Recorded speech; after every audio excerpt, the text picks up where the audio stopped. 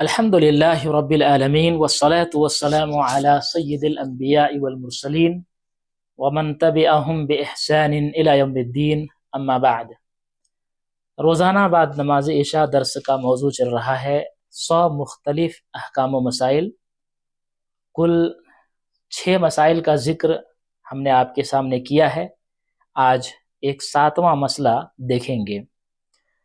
7واں مسئلہ یہ ہے کہ بہت سارے مسلمانوں کا عقیدہ یہ ہے کہ مرنے کے بعد جو لوگ قبر کی زندگی میں چلے جاتے ہیں عالم برزخ میں، تو وہ کہتے ہیں کہ قبر میں جا کر کے بھی وہ دنیا کی آوازیں وہ سن سکتے ہیں یا ان کو سنایا جا سکتا ہے، وہ ہماری باتوں اور اس طرح سے ہماری پکار کو وہ سنتے ہیں۔ تو ہمیں یہ دیکھنا ہے قرآن و حدیث کی روشنی میں کہ کیا مردے سن سکتے ہیں۔ اگر ہم اور آپ قرآن و حدیث کا مطالعہ کرتے ہیں تو قرآن و حدیث کے اندر اس کا جواب موجود ہے، لیکن پتہ نہیں بدعقیدہ لوگ اس بات کے قائل ہیں اور وہ اس بات کو مانتے ہیں اور اس پر عقیدہ بھی رکھتے ہیں کہ قبر میں جانے کے بعد مردے سنتے ہیں۔ تو چلیے سب سے پہلے ایک قاعدہ اور اصول آپ کے سامنے بیان کرتا ہوں۔ اس اصول کو اگر آپ اپنے ذہن میں رکھیں گے تو انشاءاللہ العزیز کبھی بھی آپ کے سامنے اس طرح کا جب سوال ہوگا تو اس کا جواب دینا بہت آسان ہو جائے گا اور آپ آسانی سے اس کا جواب دے سکتے ہیں۔ اصول اور قاعدہ یہ ہے کہ شریعت کے اندر کسی چیز کا ایک حکم ہوتا ہے اور اس کی ایک استثنائی صورت ہوتی ہے، تو دونوں کو اگر آپ سمجھیں گے تو بات آپ کو اچھی طرح سے سمجھ میں آئے گی۔ مثال کے طور پر یہاں آپ مثال لے لیجئے۔ اصول یہ ہے کہ جو بچے پیدا ہوتے ہیں تو ماں باپ سے پیدا ہوتے ہیں، ماں باپ کے ملنے سے پیدا ہوتے ہیں، لیکن 2 انبیاء ایسے گزرے ہیں، ایک حضرت آدم علیہ السلام۔ حضرت آدم علیہ السلام کو اللہ رب العالمین نے بغیر ماں اور بغیر باپ سے پیدا کیا، اور دوسرے ہیں حضرت عیسیٰ علیہ السلام جو بغیر باپ کے پیدا ہوئے۔ تو آپ غور کیجئے، اصول تو یہی ہے کہ ماں باپ کے ملنے سے بچے پیدا ہوتے ہیں، لیکن ایک استثنائی صورت ہے، ایک ایکسیپشنل صورت ہے، ایک استثنائی صورت جس میں یہ کہا جا سکتا ہے کہ حضرت آدم علیہ السلام اور حضرت عیسیٰ علیہ السلام یہ 2 نبی ایسے ہیں جو حضرت آدم علیہ السلام بغیر ماں باپ کے اور حضرت عیسیٰ علیہ السلام بغیر باپ کے پیدا کیے گئے ہیں۔ اب اس اصول کی بنیاد پر کوئی یہ فتویٰ نہیں لگا سکتا ہے کہ کوئی شخص بغیر باپ کے پیدا ہوتا ہے یا کوئی شخص بغیر ماں باپ کے پیدا ہوتا ہے۔ اسی طرح سے اصول یہ ہے کہ جو مردار ہیں وہ حرام قرار دیے گئے ہیں، جیسے سورہ مائدہ کے اندر اللہ رب العالمین نے فرمایا حرمت علیکم المیتۃ، تمہارے اوپر مردار کو حرام قرار دیا گیا ہے، تمہارے اوپر مردار کو حرام قرار دیا گیا ہے۔ تو مردار کا حرام ہونا ایک قاعدہ کلیہ ہے جو اللہ رب العالمین نے قرآن کریم کے اندر بیان کر دیا ہے، لیکن جب احادیث کے اندر دیکھتے ہیں تو ایک استثنائی صورت سامنے آتی ہے، ایک ایکسیپشنل صورت سامنے آتی ہے، جیسے مچھلی، اگر مری ہوئی مچھلی ہو اور اسی طرح سے ٹڈی، تو یہ دونوں مردے کو اللہ کے رسول صلی اللہ علیہ وسلم نے حلال قرار دیا ہے۔ یعنی حدیث کے اندر جب دیکھتے ہیں تو مچھلی اور ٹڈی یہ دونوں مردے ہونے کی صورت میں بھی ہمارے لیے حلال قرار دیے گئے ہیں اور ہم اسے کھاتے ہیں، ہمارے لیے کھانا اس کا جائز ہے۔ لیکن ان دونوں کو بنیاد بنا کر کے اب کوئی یہ نہیں کہہ سکتا ہے کہ تمام مردار جو ہے حلال کر دیے گئے ہیں، کوئی بھی یہ نہیں کہہ سکتا ہے۔ ہاں اتنی بات کہی جا سکتی ہے کہ قاعدہ کلیہ یہ ہے کہ جو مردار ہیں وہ حرام ہیں، لیکن ایک استثنائی صورت ہے، ایک ایکسیپشنل صورت ہے کہ جس میں مچھلی اور ٹڈی کو مردہ ہونے کی صورت میں بھی اسے حلال قرار دیا گیا ہے۔ ٹھیک، اب ہم پوائنٹ پہ آ جاتے ہیں۔ تو میرے اسلامی بھائیوں، یہ جو مسئلہ ہمارے معاشرے کے اندر لوگوں میں دیکھنے میں آتا ہے کہ بہت زیادہ لوگ اس پر انرجی صرف کرتے ہیں، اور جو قبروں میں چلے گئے ہیں اسے زندہ ثابت کرنے کے لیے، اور یہ کہ دنیا کی آوازیں وہ سنتے ہیں، پکاریں سنتے ہیں، اس کو ثابت کرنے کے لیے چیخ چیخ کر، گلا پھاڑ پھاڑ کر کے بولتے ہیں۔ یہ اصول جو ہم نے آپ کے سامنے بیان کیا ہے، اس کی روشنی میں آپ سمجھ لیجئے کہ مردے جو ہے نہیں سنتے ہیں، مردے کو کوئی نہیں سنا سکتا ہے، مردے نہیں سن سکتے ہیں، یہ اصولی قاعدہ ہے۔ لیکن کچھ جگہیں ایسی ہیں جہاں پر ایک خاص وقت کے لیے، ایک استثنائی صورت میں اسے سننے کا ثبوت ملتا ہے، تو وہ صرف اسی وقت کے لیے خاص ہے۔ لیکن اس کو دلیل بنا کر کے اب کوئی یہ نہیں کہہ سکتا ہے کہ جتنے بھی میت ہیں یا جتنے بھی مردے ہیں سب جو ہے اپنے قبروں میں سنتے ہیں اور ہر وقت سنتے ہیں، جب چاہو تب پکار لو، جب چاہو تب مدد مانگ لو، جب چاہو تب پکار لو، تمہاری ہر پکار کو وہ سن لیتے ہیں۔ میرے اسلامی بھائیوں، اصولی قاعدہ یہ ہے کہ مردے نہیں سن سکتے ہیں۔ انشاءاللہ آپ کو وہ سب دلائل بھی آپ کے آگے سامنے پیش کیا جائے گا۔ اب یہاں پر کچھ ایسی مثالیں آپ کو دی جائیں گی جن مثالوں کو آپ غور سے سنیے، اور یہی مثالیں ایسی ہیں جس کو لوگ دلیل بناتے ہیں، ہے نا۔ تو پہلے آپ اس مثالوں کو سنیے کہ استثنائی صورتیں جہاں پر مردوں کے سننے کا ہے، اس کی کچھ مثالیں آپ کو سامنے دیتا ہوں۔ پہلی مثال ہے مردے کا جوتوں کی آواز سننا۔ جیسے ایک شخص کو قبر میں رکھ دیا جاتا ہے اور دفنانے کے بعد جب لوگ واپس پلٹتے ہیں تو واپس پلٹنے والوں کے جوتوں کی آواز کو وہ میت سنتی ہے۔ تو اس سے لوگ استدلال کرتے ہیں کہ دیکھو تم کہتے ہو کہ مردے نہیں سنتے ہیں، یہاں تو مردے سن رہے ہیں۔ میرے بھائی، یہ ایک خاص وقت میں ان کو سنایا جاتا ہے، ہمیشہ وہ نہیں سنتے ہیں۔ پہلے آپ وہ حدیث دیکھیے اور اس حدیث سے جو استدلال ہے اس کو بھی اپنے سامنے رکھیے۔ صحیح بخاری کتاب الجنائز کی حدیث سے انس بن مالک رضی اللہ تعالی عنہ سے روایت ہے کہ اللہ کے رسول صلی اللہ علیہ وسلم نے فرمایا: العبد اذا وضع في قبره وتولي وذهب اصحابه حتى انه لا يسمع قرع نعالهم اتاه ملكان فاقعداه فيقولان له۔ آدمی جب قبر میں رکھا جاتا ہے اور دفن کر کے اس کے لوگ پیٹھ موڑ کر رخصت ہوتے ہیں تو وہ ان کے جوتوں کی آواز سنتا ہے۔ پھر دو فرشتے آتے ہیں، اسے بٹھاتے ہیں اور پوچھتے ہیں۔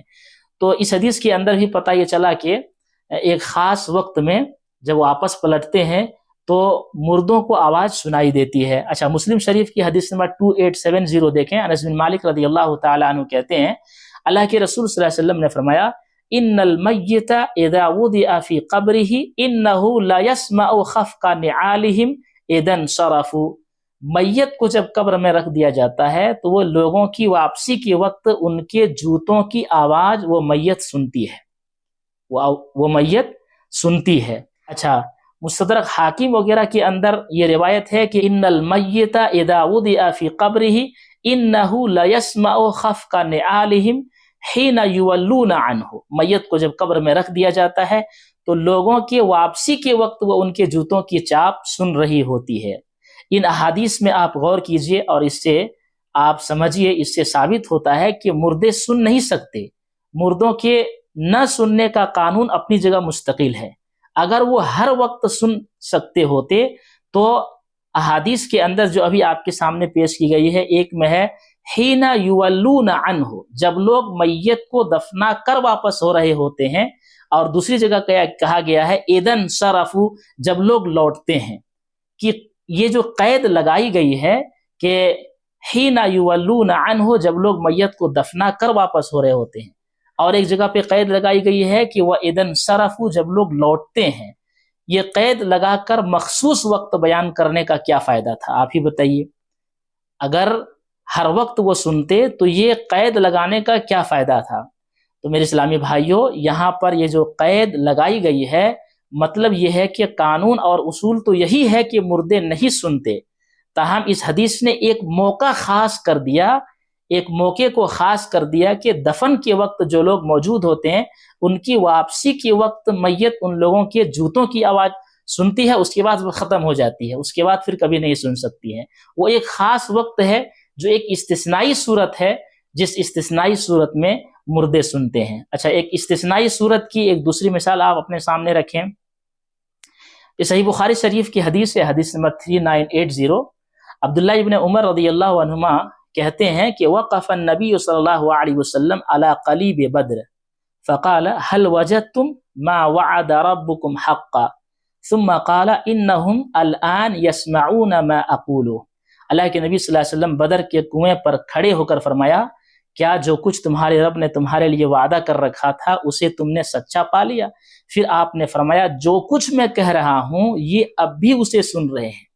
جو کچھ میں کہہ رہا ہوں، حدیث کے الفاظ ہیں انہم الان یسمعون ما اقول، میں جو کچھ بھی کہہ رہا ہوں یہ اب بھی اسے سن رہے ہیں. اس حدیث کے اندر یہ بات جو بیان کی گئی ہے کہ اللہ کے نبی صلی اللہ علیہ وسلم نے فرمایا انہم الان یسمعون ما اقول، یہ اس بات کو ثابت کرنے کے لیے کافی ہے کہ وہ صرف اسی وقت کے لیے خاص تھا جب اللہ رب العالمین اللہ کے نبی صلی اللہ علیہ وسلم کی بات کو ان کفار قریش، ان سرداران قریش کو اللہ رب العالمین سنا رہا تھا جب اللہ کے رسول صلی اللہ علیہ وسلم بات کر رہے تھے. تو الان اس وقت وہ سن رہے ہیں، یہ بتا رہا ہے کہ وہ ایک وقت کے لیے خاص تھا، اس کے بعد جو ہے وہ بات ختم ہو گئی. وہ ایک وقت کے لیے خاص تھا. اس سے معلوم ہوا کہ مردے نہیں سنتے ہیں. صحابہ کا بھی یہی عقیدہ تھا، جیسا کہ اسی حدیث میں جو بخاری کی روایت پیش کی گئی ہے 3980 کی ہے. فذکر لعائشہ فقالت انما قال النبی صلی اللہ علیہ وسلم انہم الان ليعلمون ان الذي كنت اقول لهم هو الحق ثم قرأت انك لا تسمع الموتى حتى قرأت الآية. اس حدیث کا ذکر جب عائشہ رضی اللہ عنہا سے کیا گیا تو انہوں نے کہا کہ حضور صلی اللہ علیہ وسلم نے یہ فرمایا تھا کہ انہوں نے اب جان لیا ہوگا کہ جو کچھ میں نے ان سے کہا تھا وہ حق تھا. اس کے بعد انہوں نے یہ آیت پیش کی انک لا تسمع الموتى، بے شک آپ ان مردوں کو نہیں سنا سکتے. پھر پوری آیت پڑھی. تو عائشہ رضی اللہ عنہا کا بھی موقف یہی تھا کہ مردے نہیں سنتے ہیں، صحابہ کا بھی یہی عقیدہ تھا کہ مردے نہیں سنتے ہیں. تو ایک استثنائی صورت میں ایک خاص وقت میں اللہ رب العالمین نے اسے سنایا. اب اس سے یہ استدلال نہیں کیا جا سکتا ہے کہ مردے قبر میں سنتے ہیں.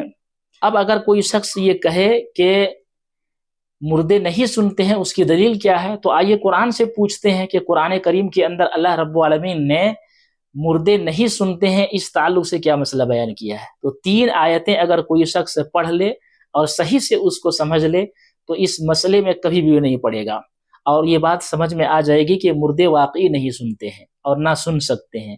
تو 3 آیتیں آپ کے سامنے پیش کی جائے گی. پہلی آیت ہے سورہ انعام آیت نمبر 36. اللہ رب العالمین نے فرمایا انما یستجیب الذین یسمعون والموتى یبعثهم اللہ ثم الیہ یرجعون.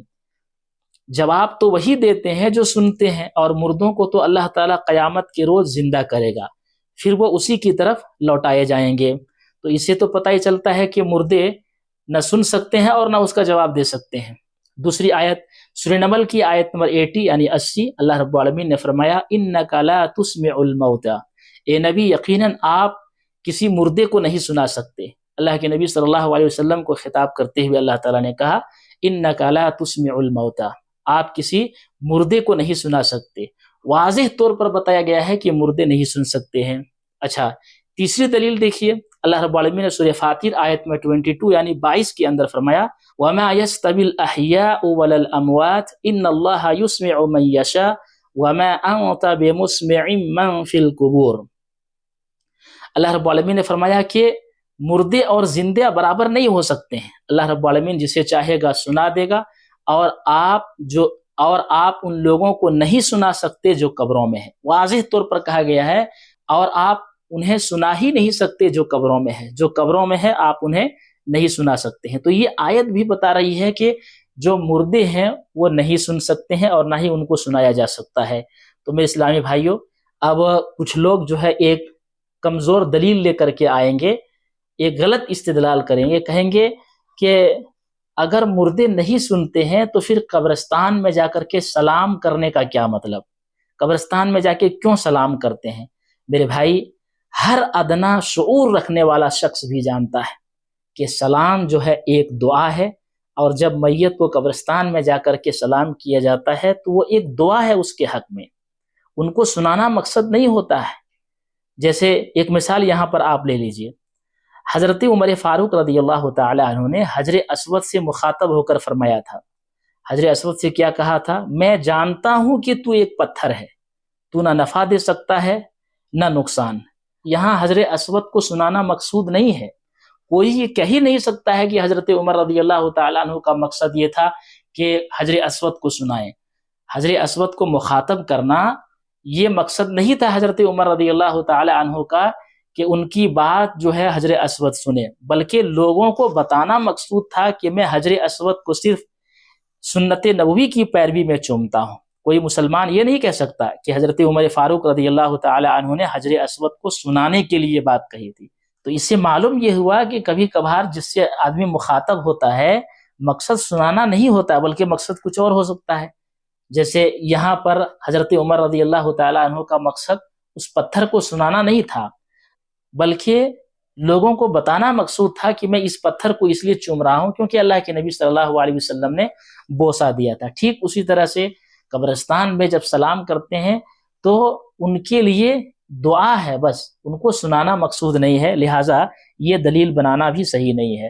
اب تک جتنی باتیں ہمارے سامنے آئی ہیں ان تمام باتوں کا لب لباب اور خلاصہ یہ ہے کہ مردے نہیں سنتے ہیں، لہٰذا ہمارے معاشرے کے اندر جو یہ عقیدہ ہے کہ مردے سنتے ہیں لہٰذا ان کے قبروں کے پاس طواف کرتے ہیں، ان کے قبروں کی چکر لگاتے ہیں اور اسی طرح سے ان سے مدد مانگتے ہیں، چڑھاوا چڑھاتے ہیں، اس طرح کی جو حرکتیں لوگ کرتے ہیں یہ سب شرکیہ اعمال ہیں.